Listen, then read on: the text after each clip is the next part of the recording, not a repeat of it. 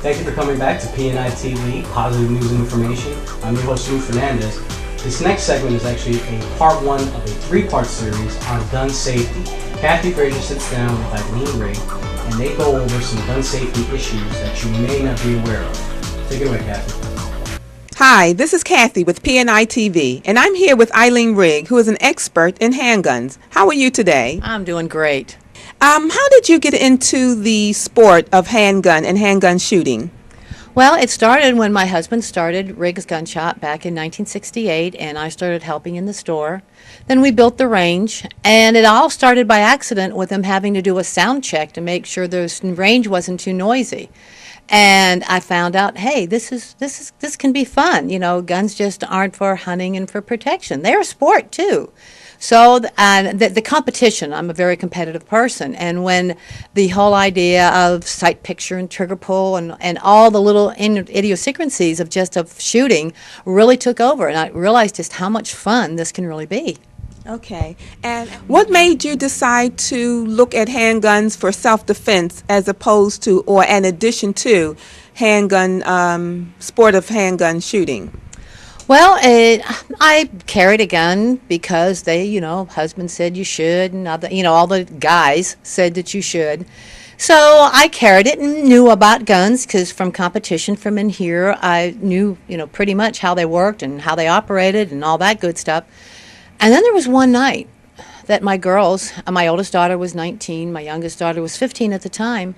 We were carjacked at a very, attempted carjacking at a very, quote unquote, good part of town. It was a quarter of Lake Underhill and Goldenrod Road at 6 o'clock in the evening.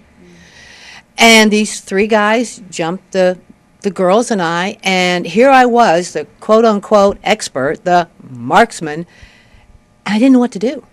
Here I was, I knew everything about guns, but now all of a sudden I wasn't confronted with a piece of paper. I was confronted with a real, live, living, breathing human being.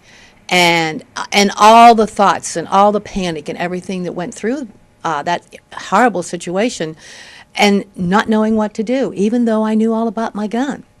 And you're also an expert in handgun training. What made you decide to go into handgun training?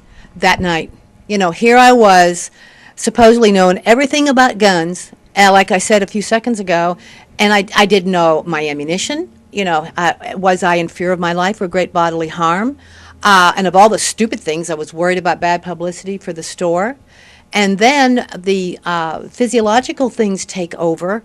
The hearing diminishes, your sight diminishes, and I couldn't see my girls, and all of that horrible all the horribleness that went along with that situation said, girl, you better get yourself some training. Here you are again, as I said before, the expert, and didn't know what to do. Yeah. What would you tell someone who's interested in purchasing a handgun? What should they look for? The first thing they need to find a place where they're going to be comfortable with, especially a woman. You don't want someone coming and telling you what you want to buy. This is your decision, your purchase. A gun has to, and just like in so many other things we buy, that has to fit your hand. You have to be comfortable with the caliber. So when you go into a store, first of all, find someone who's going to start asking you questions rather than telling you what you should do. You need to find a place where they're willing to take you on the range and let you try things out. Try before you buy.